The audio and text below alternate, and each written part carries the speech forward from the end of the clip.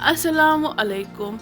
Khosh आमदीद छो बह तुह करान मेनिस यथ नयस वीडियोस मज उम्मीद छस करान तुह सारी ऐसो ठीक। आज हावो तुह बह कांगर कित कट हेको अस आसान तरीकस मज बनवित। तुह सारनी छो पता ब्रोह काल ओस दानन हुंद इस्तेमाल हर कुन गरस मज करने यवान। तम दान मज अस नारस त्रावान कांगड़न त मगर आज छु दानन हुंद इस्तेमाल वारिया कम यवान करन मगर कांगड़न हुंद जरूरत छ हर अकिस यथ वंदस मज पेवान। आज हावो तुह बह कांगर कित कट हेको अस आसान तरीकस मज बनवित। अम खतर गोडनथ कांगरि मज यम नारकि 2-4 त्रावान।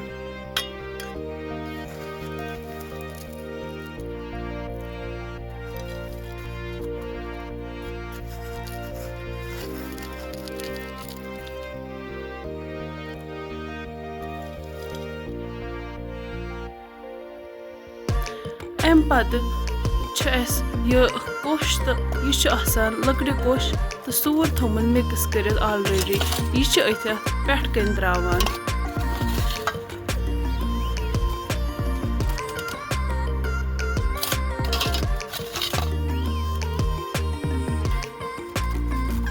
तुम हेकियो वुचित यह असल पे। अम पे नारस थोड़ा यह ब्रोह थोमुत बनत यह पेट कन त्रावान। अम बजाय हेकियो तुम ठुलगतुक यह इस्तेमाल तहत कर अगर तुह यह नारस एवेलेबल कह। अम पे यह कोश बे त्रावान। तुम हेकियो वुचित सन कांगर लज वन तैयार गसने अत थोड़ा थोड़ा दह वसान वन।